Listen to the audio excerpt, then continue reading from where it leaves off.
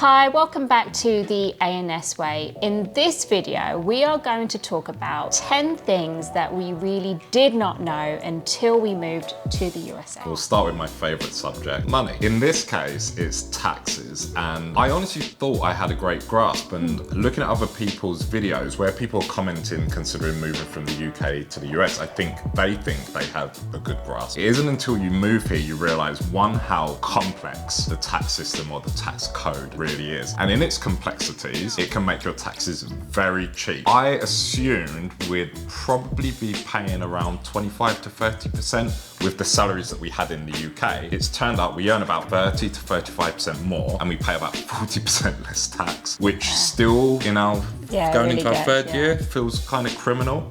It really does. Every time I see my tax, I'm like, this can't be right. Because of how complex it is, we use a registered CPA. Yes. And our taxes are right. It just feels not right. It's one of those things that, obviously I knew that depending on the state, there might be zero income tax. And you hear about the fact that there's lower taxes, but you just don't appreciate that in the sense of, in my head actually also, I just thought, oh, it's just the state income tax thing.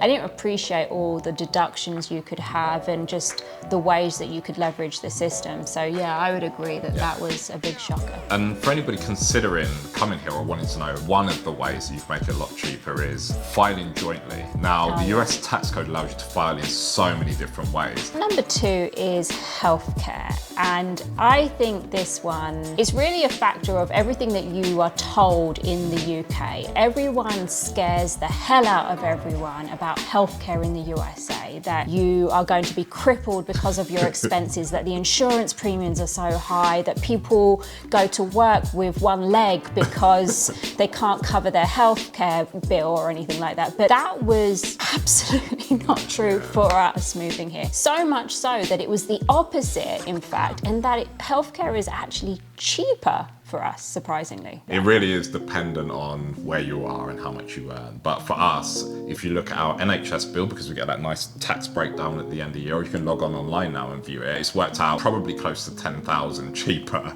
here. And it was really shocking for me because I was like most UK people, you hear the rhetoric and you just think that that's the truth, and it couldn't be further. Ours, I would say, is quite extreme. Ours is particularly cheap. We're non-smokers, healthy people, good income, great benefits through your company. So it's going to be a lot cheaper than some, but even in the middle, it can be still relatively manageable. Yeah, but the other thing I would add to that is, I think that's our use case, right? We found it cheaper. I also expected to hear from work and other people that I know generally to be complaining, and it would come up in conversation about this situation. And yes, whilst there might be cases where there was this unexpected bill, it's not bad in the way that it's made out in the UK. So that's the bit that I really think is so different, because as long as you've got a good job and you have health insurance provided by your company, it doesn't seem to be an issue, not in the way that they make it out to be. Yeah. Number 3, social security, benefits, pension. I don't really know retirement. The UK, I think everybody knows, is absolutely a brutal system. It does not care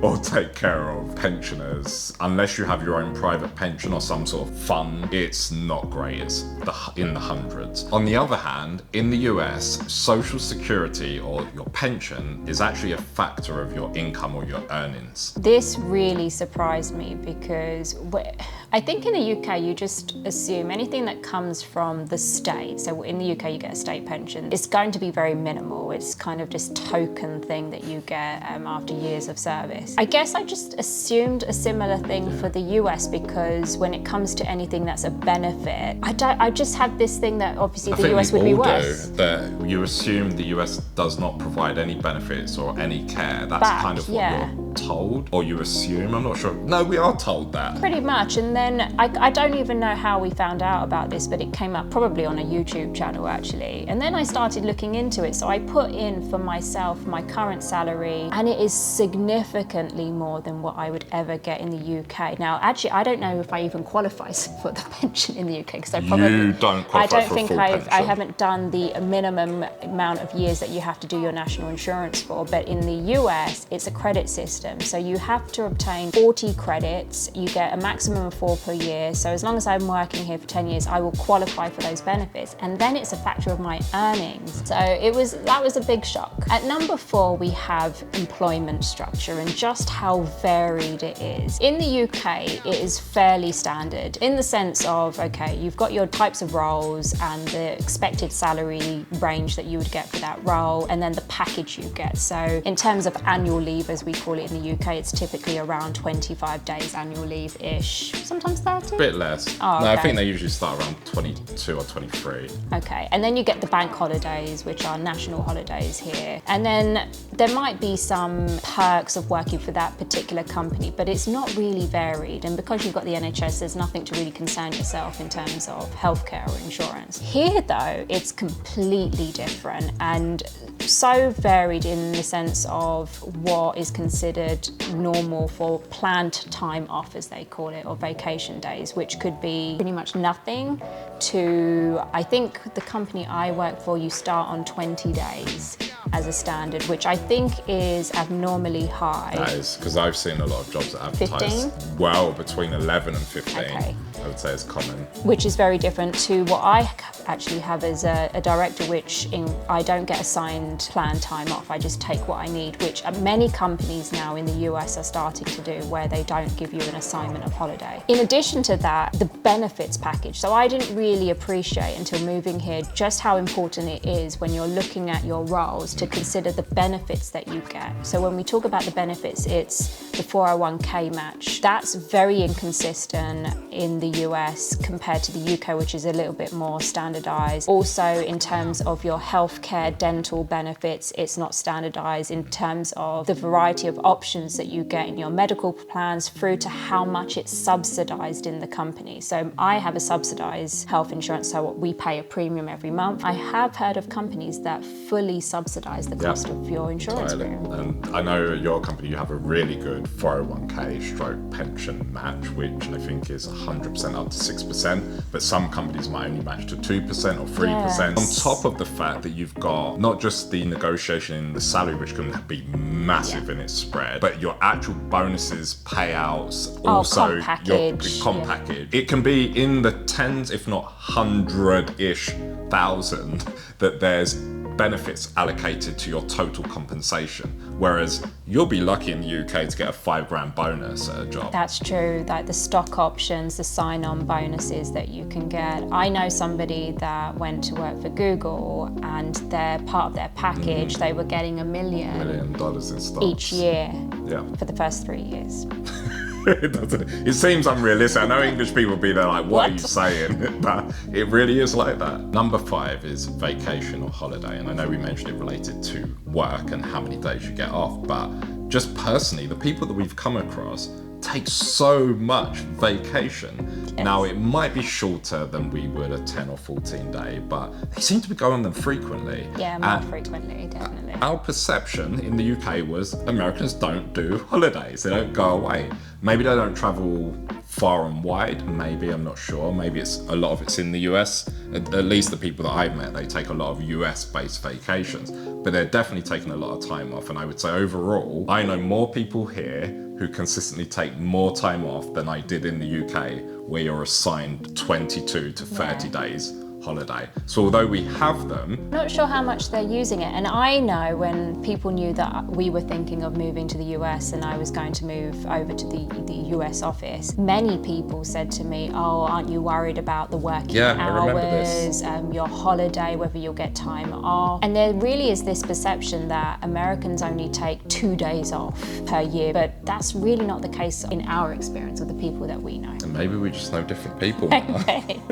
But tell us, actually, if you tell us then what's kind of normal for the Americans watching this, or those who've been living in America. I have not met a single person here who doesn't take a vacation. At number 6, we have language. I obviously knew there were words that were different to the English language, proper English, as I like to, British English. But American English is its own language. I know, that's why you have to select on your keyboard American English. That is true. I had to do that on my new MacBook. I just didn't realise realise just how different it was until I got here. And it's not just words when you're going grocery shopping and you need to make sure that you call, I don't know, rocket, arugula, coriander, cilantro, eggplant, all those things. It's also how they phrase things. So they will come out with these phrases where we just don't use them.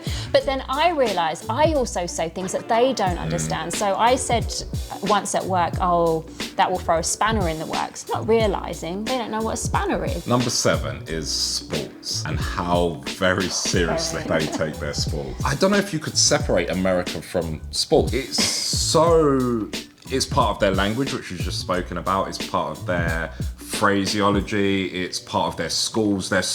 You drive past a couple of primary schools, as we call them all. What are they? Elementary? Is primary school elementary? We're still learning that. And they have equipment that would be elite level. It's really nice to see. I know if I had kids here, it'd be amazing. Oh, it's brilliant. And I'd love to go and support it. And because you have so much of it, you can go along and support your local school, your local team. But it's so different to the UK. It is, and it's funny because I think a lot of people think people in the UK love sports as well, at the same level as Americans in terms of football. And yes, we do have football and we do have cricket and rugby and tennis, but it's hard to explain the culture of sports in the UK compared to the US. It's so different. Yes, we do have them and people are into the sports, but not in the way that it's part of their everyday life. And at work, I cannot tell you the amount of sports analogies I hear all the time. At number 8, we have travel costs. Just how expensive travel is in the USA. I don't think we had an appreciation of that. And it's because in the UK, I mean, our public transport infrastructure is so great. Yes, we have cars that you need to get to places, but even if you're flying across Europe, we have Ryanair, EasyJet, so many of them. So many different options, and then you can get trains in Europe. And honestly, when you're traveling in Europe, you don't really need to think about the cost of the ticket. Here, we moved here thinking, oh, we'll go lots of places, but every time we look at the price of something, it's so expensive. I know it's a really popular English thing to do, to moan in January when the prices go up on trains. But to give you context, the yearly price of a train in the UK is about the weekly price of a train in the US. It's so disproportionately more expensive. Yeah, it's the disproportionate side of it. And I don't necessarily think it's even in line with income. So sometimes you can appreciate you get paid more, so things cost more. But it seems, for example, using Ryanair and EasyJet, where you might get a ticket for £30 each way, so £60 return, it's definitely going to cost you $300 to $500. Yeah, and what I don't know is if we came here before the pandemic, whether it would have been cheaper. So I don't know if that is something that just happened after the pandemic, or was it always so expensive to travel? Number 9, festive holidays. It's confusing because I get confused now whether I'm saying... No, we say holidays. To go on holiday for a vacation, whereas they mean holidays as in the festive side. Yes.